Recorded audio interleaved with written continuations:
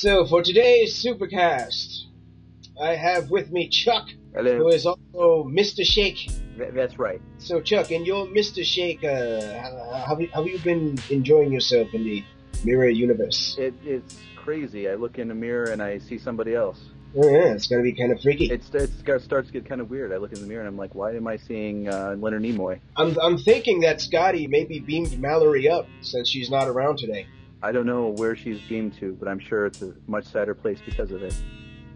I tried to mind meld with Widge, but his mind could not be found. He was probably too caffeinated at the moment, so that Yeah. didn't do it. He is in one of those neutral zones where I can't pass through because you get wars because of that stuff. Yeah. So, Yes. my friend, Yes, sir. the Star Trek movie. Yes, Star Trek. J.J. Abrams' Star Trek.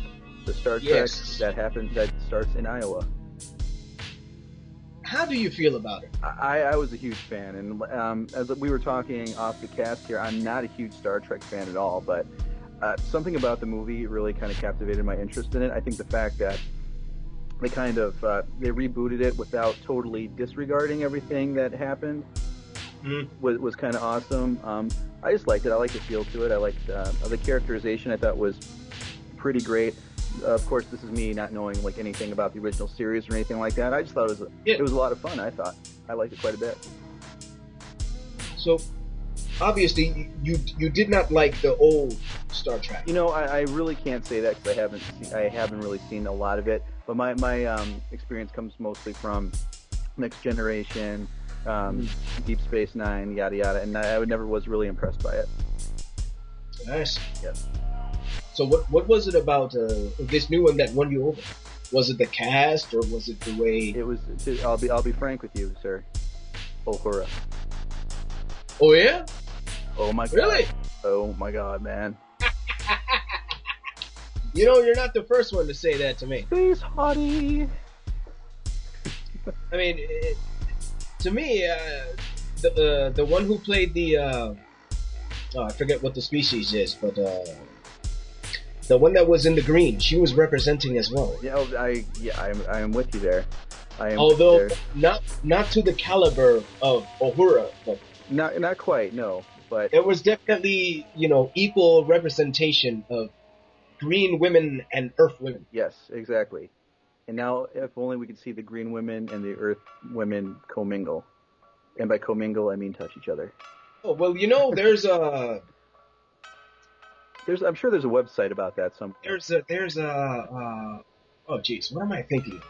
It's like a parody. It's one of those Burlesque? Yeah. Yeah, okay, I got you. It's one of those. It's one of those shows, but it's themed Star Trek. Oh well.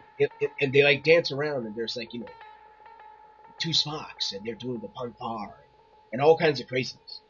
Like I think I saw it on YouTube. One of those wacky videos. Are there boobs? I think so, because it is burlesque. So yeah, there's definitely some representation going on that thing. Boobs are awesome. And if I can find the link, I'll send it to you later on, because it's pretty fun. Oh well, I'll need some alone time then. They like sing and dance and all stuff. Awesome. And stuff. I'm just kidding about the being alone part. The boobs, not so much. I do enjoy boobs. And Star Trek. The new Star Trek and boobs. Boobs and Star Trek are awesome. All right. Favorite character? Come on. Actually, I was a big fan of Spock in it, actually, because I've always known Spock to be somewhat of a cool, calculated person, but Zachary Quinto played him a little hotter under the collar, I guess. And I really, and actually, I really like what they did with Kirk too. I mean, they just kind of made him almost like a Han Solo-like character. You know what I mean? Mm-hmm. So very roguish and stuff like that. I mean, and Simon Pegg as Scotty. I mean, it's really hard to pick because everything. I think everybody was just really great. To be quite honest with you. Although I will say Simon Pegg as Scotty was pretty much the best thing ever. All right.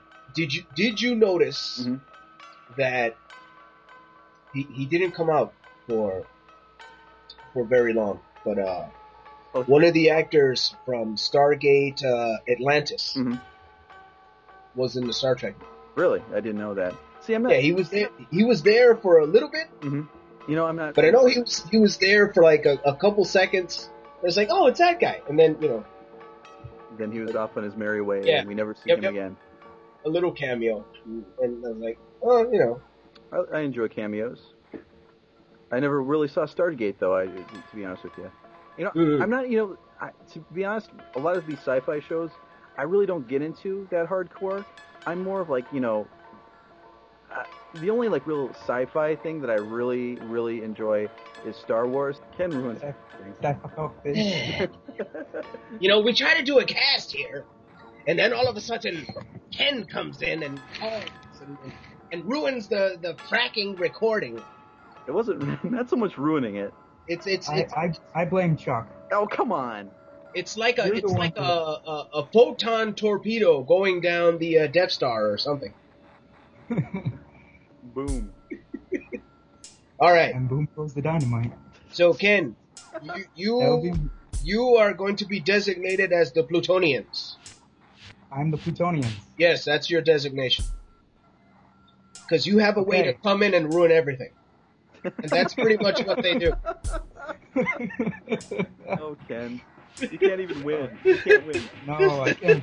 I didn't even say anything and I already lost. Just by entering. It's very nice of you having Ken on because I have banned him from Chuck vs. Mal. He can never be on. Yes. So Oh, really?